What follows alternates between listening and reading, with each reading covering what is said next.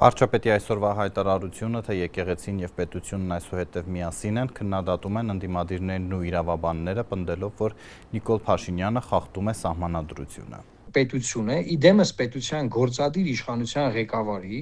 խախտելով իր սահմանադրական լիազորությունները,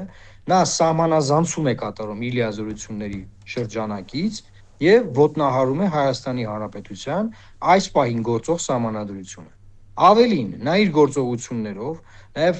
քրեորեն արգելված արարքներ է կատարում, քանի որ նա խախտում է կրոնական ծեսը եւ այդ խախտումները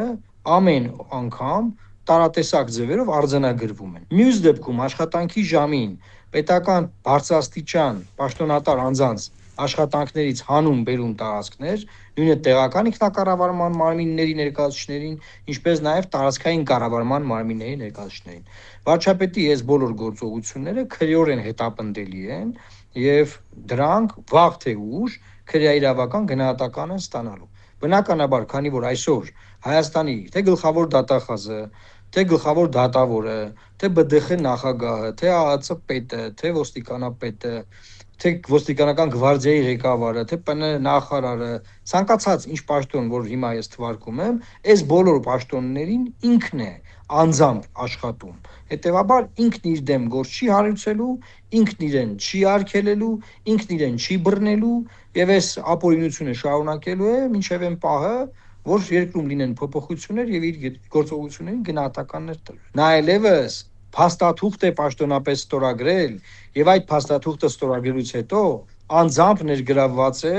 հակասահմանադրական գործընթացի մեջ, անձամբ ոտնահարում է Հայաստանի Հանրապետության գործող սահմանադրությունը,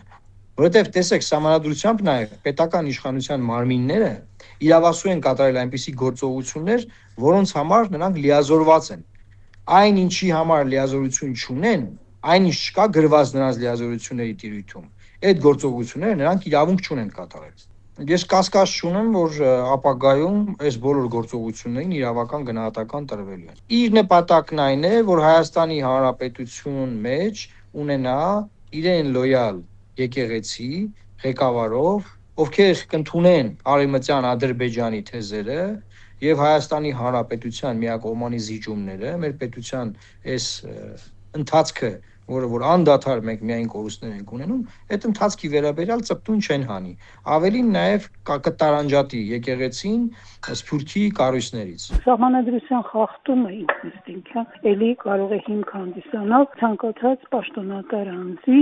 այսպես ասած, նկատմամբ անվստահություն հայտնելու, նրա նկատմամբ անվստահություն հայտնելու կառավարության նկատմամբ այդպիսի գործողությունների համար բավականին լուրջ հիմք է։ Իսկ որտեղ է արգելքը, որ հոգեվորականը չի կարող քաղաքականության մեջ մտնել։ Ոչ սահմանադրական, ոչ էլ օրենքով արգելք չունենք։ Նրանք էլ մեր նման քաղաքացիներ են եւ կարող են նաեւ քաղաքականության մեջ իրենց խոսքը ասել։ Ի վերջո այս երկրում կյանքը նրանց է վերաբերվում։